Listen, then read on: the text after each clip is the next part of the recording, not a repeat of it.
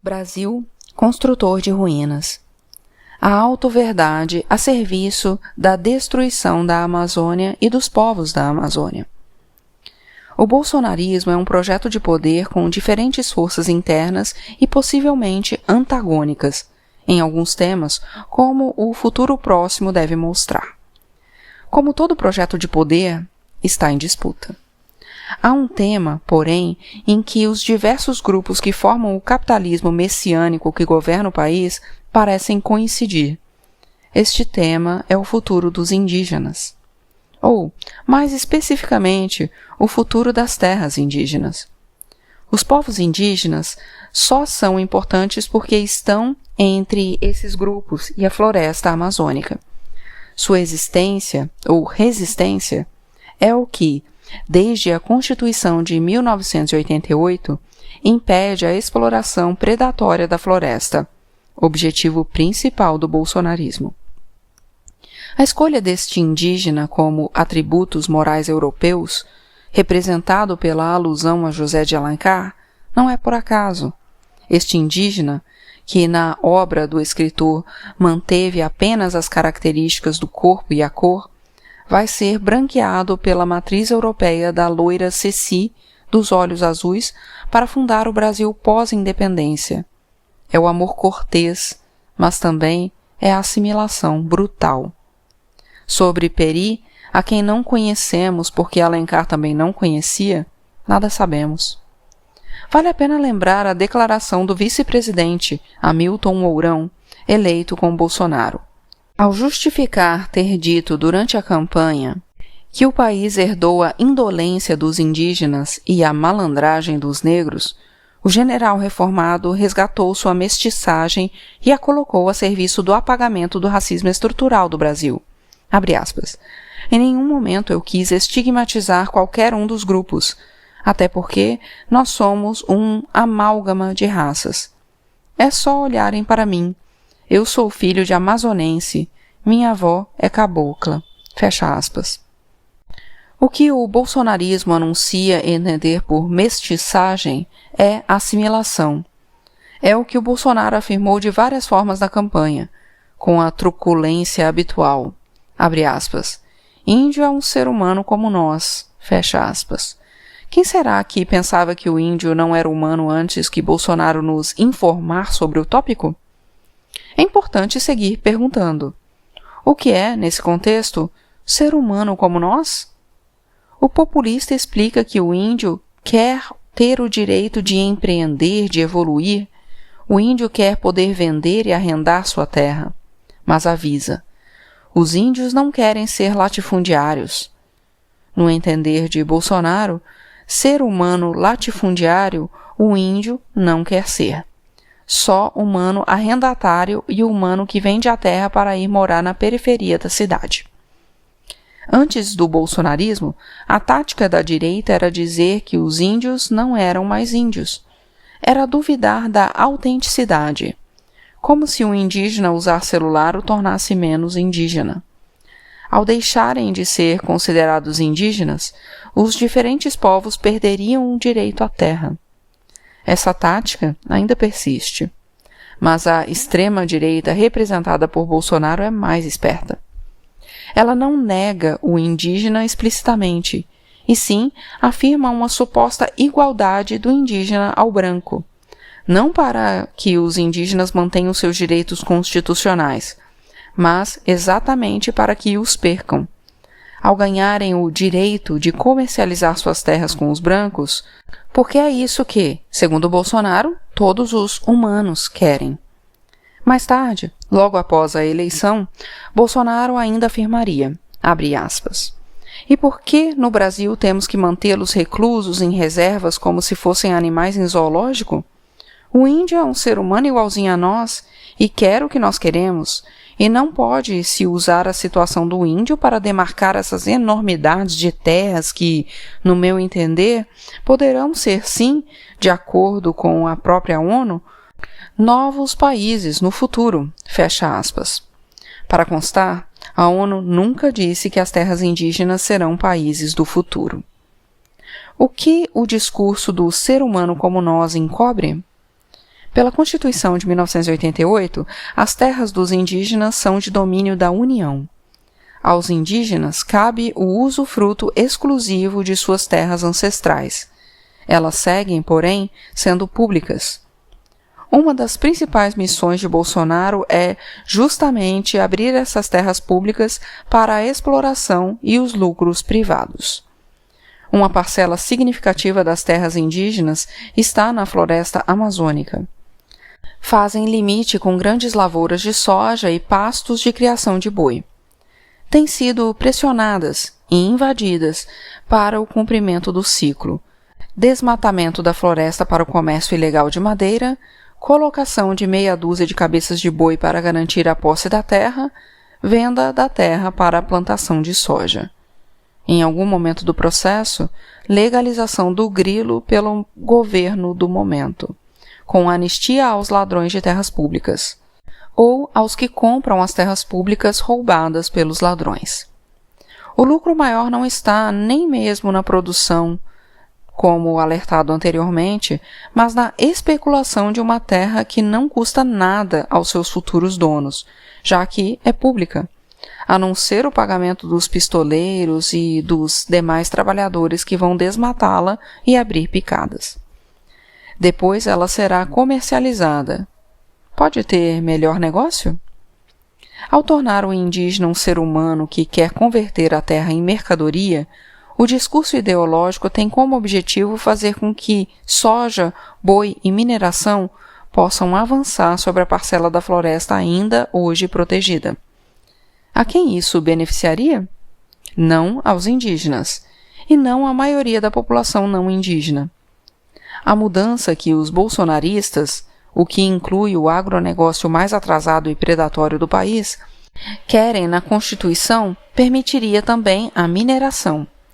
Não por cooperativas de garimpeiros, contingente sempre criminalizado da população, mas sim por companhias transnacionais, essas apresentadas como empreendedores. A quem isso beneficiaria? Aos grandes grupos e a todos que gravitam ao redor deles, como muitos parlamentares. É fácil perceber que o melhor para o conjunto dos brasileiros é manter a terra ocupada pelos indígenas como terra pública e a floresta em pé. Pesquisa realizada pelo Datafolha em dezembro de 2018 e divulgada no mês seguinte mostrou que a maioria já entendeu isso. 6 em cada 10 brasileiros discordam da redução das terras indígenas. O objetivo do bolsonarismo com relação às terras quilombolas é o mesmo: abri-las para a exploração por grupos privados. Era essa a ideia por trás das ofensas do então candidato presidente à campanha, que chegou a dizer que os quilombolas não serviam nem para procriar. Descendentes de escravos rebelados, uma parcela dos quilombolas tem o título das terras ocupadas pelos antepassados, mas seu uso é coletivo. Quando o indígena não tem nome próprio no discurso do chanceler Ernesto Araújo, é este o propósito. Ao aparecer assimilado no nome de José de Alencar, o indígena já não é. Virou ser humano igualzinho a nós. E suas terras ancestrais são mercadorias como as nossas.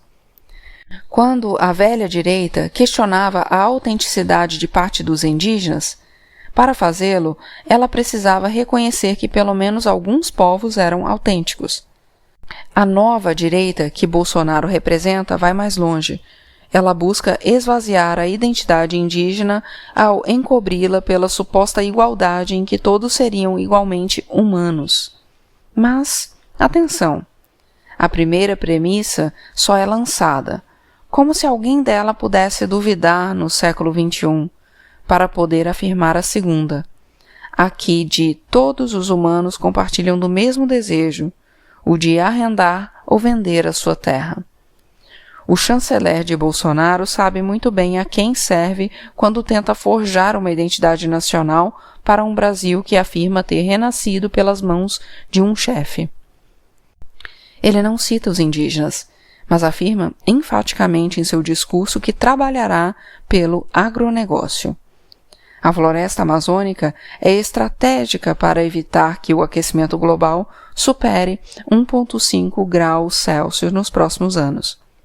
Isso não é opinião, é conclusão dos melhores cientistas do mundo, que pesquisam há décadas para compreender a crise climática. Para que o aquecimento global não avance, a floresta precisa ficar em pé. Como manter a floresta em pé se o bolsonarismo se comprometeu a abrir as terras indígenas para a exploração? É preciso criar uma ideologia, a de que todo indígena quer ser capitalista. É necessário também afirmar que a mudança climática é um complô marxista, como o chanceler de Bolsonaro costuma afirmar, para não encontrar resistência ao enfrentar a Amazônia em nome do nacionalismo. No Brasil governado por Bolsonaro, as relações interpessoais estão envenenadas e as redes sociais contaminadas. As pessoas sentem ódio como sintoma de uma doença persistente. A violência da eleição, seguida pelo governo que mantém o clima de guerra civil como estratégia de ocupação de poder, causa danos profundos na saúde física e mental das pessoas. Como tudo se literaliza, porém, a toxicidade não é apenas metáfora. O bolsonarismo está literalmente envenenando a população. Já nos primeiros meses, o governo Bolsonaro imprimiu uma velocidade inédita na aprovação de agrotóxicos, média de mais de 1 por dia. Com o Ministério da Agricultura comandado pela ruralista Tereza Cristina, mais conhecida como Musa do Veneno, em nenhum outro mandato os pesticidas foram liberados com tanta rapidez e volume, o que, mais uma vez, aponta a quem o governo serve. Antes de tomar posse, Bolsonaro jogou a casca de banana de que, no desenho do seu ministério, a pasta do meio ambiente poderia ser deletada. Escrevi em 7 de novembro de 2018, em minha coluna de opinião no El País, intitulada Bolsonaro quer entregar a Amazônia. Ninguém se iluda com o vai e vem da fusão ou não do Ministério do Meio Ambiente com o da Agricultura. É jogo de cena. Bolsonaro pode fingir que é democrata e ouviu a população, especialistas e o suposto agronegócio moderno. Fingir que recuou porque escuta, mas o fato é que já está tudo decidido. Não é necessário fundir os ministérios para fazer o serviço sujo de abrir ainda mais a Amazônia para a exploração. Se concluir que é mais conveniente manter o ministério, basta escolher um ministro identificado com o projeto de comercializar a floresta. Quando o populista de extrema-direita diz que botará alguém sem caráter xiita à frente da gestão ambiental, é isto o que está dizendo. Bolsonaro pode apregoar que não tem compromisso com nenhum partido, mas esta é apenas mais uma bravata. Os fatos mostraram que ele deve bastante do sucesso de sua candidatura a 2 grandes partidos, não formais e poderosos, com atuação fora e dentro do Congresso, os ruralistas e os evangélicos. Essa conta ele vai ter que pagar. E, dado o seu perfil, vai pagar com gosto. A conta dos ruralistas é a Amazônia, e o que ainda resta do Cerrado. Como previsto, Bolsonaro fingiu ouvir a população e a comunidade internacional e manteve o Ministério do Meio Ambiente. Para comandá-lo, botou Ricardo Salles, ruralista condenado em primeira instância por improbidade administrativa. Quando era secretário de Meio Ambiente do Estado de São Paulo, na gestão de Geraldo Alckmin, Salles fraudou documentos e mapas, além de ameaçar servidores públicos, para beneficiar, entre outros interesses, o de mineradoras. Salles tinha o currículo perfeito para o que o bolsonarismo pretendia inaugurar, como parte de sua nova era para o Brasil, a posse do primeiro-ministro contra o meio ambiente. Logo, Salles demonstrou sua competência para a função. Mal entrou e já foi extinguindo a Secretaria de Mudanças do Clima e Florestas, e explicou que a discussão sobre o aquecimento global é secundária. com velocidade espantosa, começou a desmontar o sistema de proteção ambiental construído em décadas pelos governos anteriores.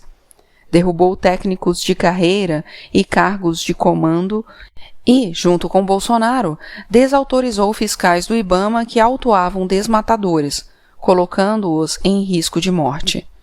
Também denunciou organizações não governamentais com trabalho sólido e reconhecido, com acusações sem fundamento, para tirá-las da floresta. Em seguida, começou a minar o Fundo Amazônico, financiado pelos governos da Noruega e da Alemanha, fundamental para a proteção da floresta. Antes mesmo de o governo completar 100 dias, Ricardo Salles já prestou um serviço pessoal a Bolsonaro.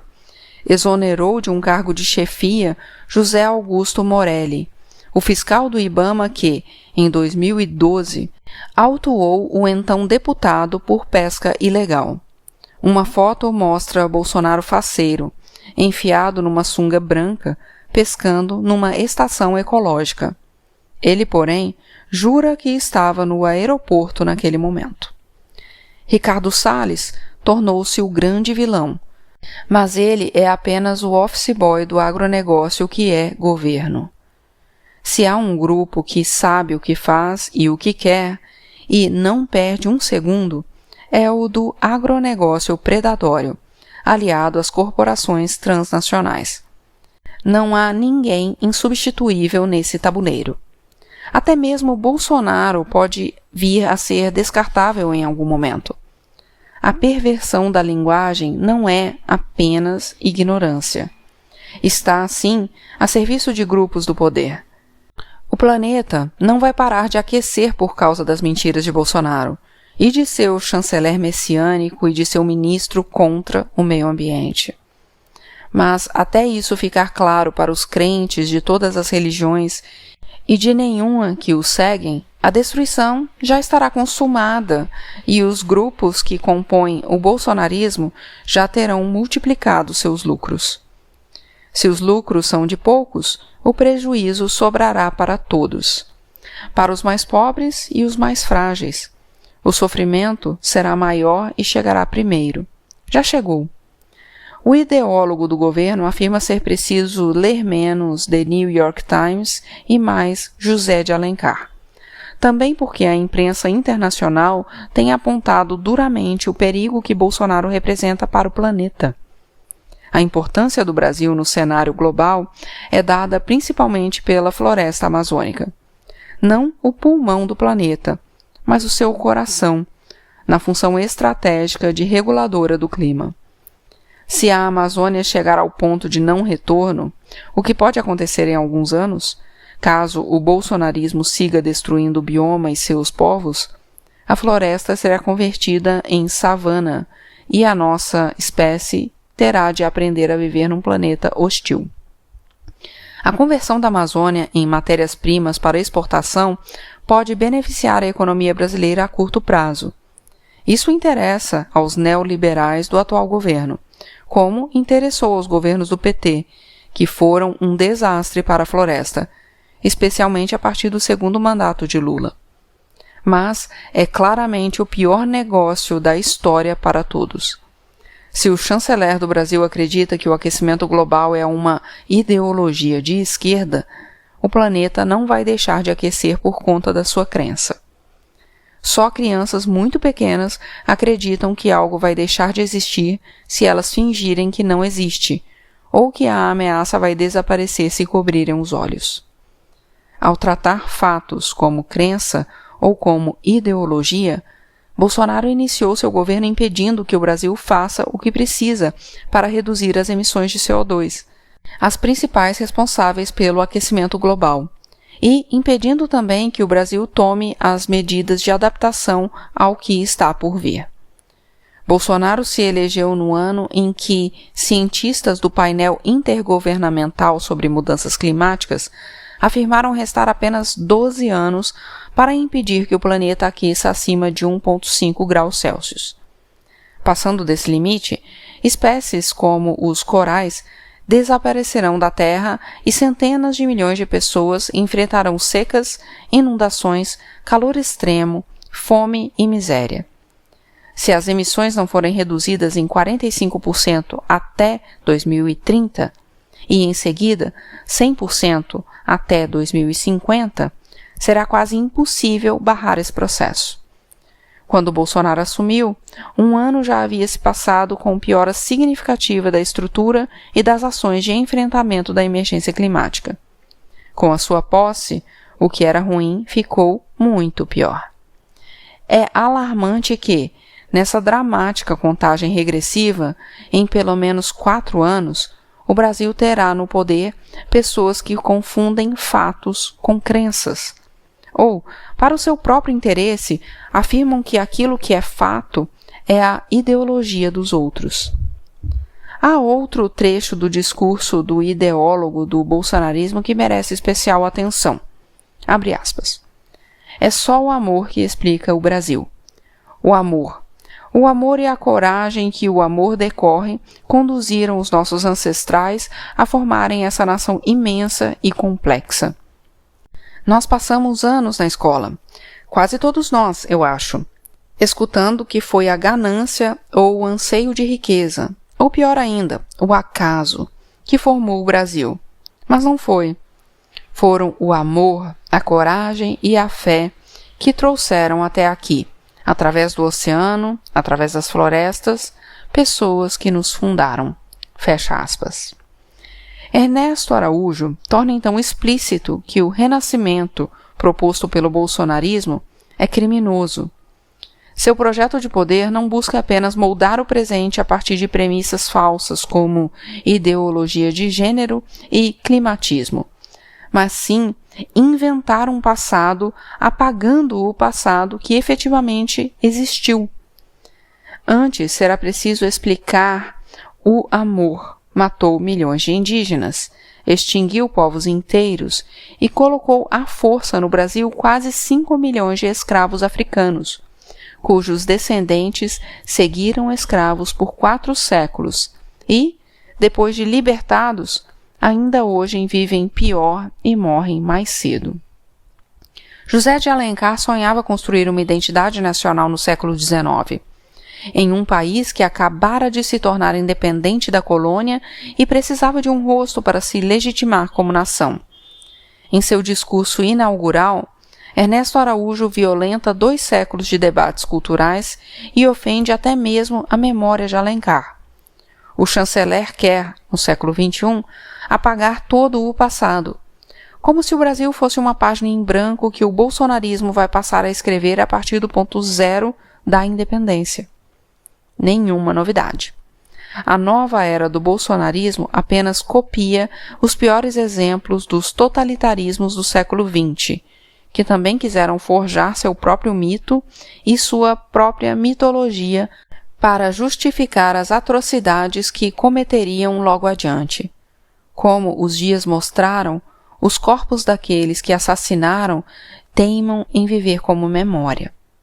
Este livro também se soma ao esforço de todos aqueles que dizem, em qualquer época, em qualquer governo, não esqueceremos nem deixaremos esquecer.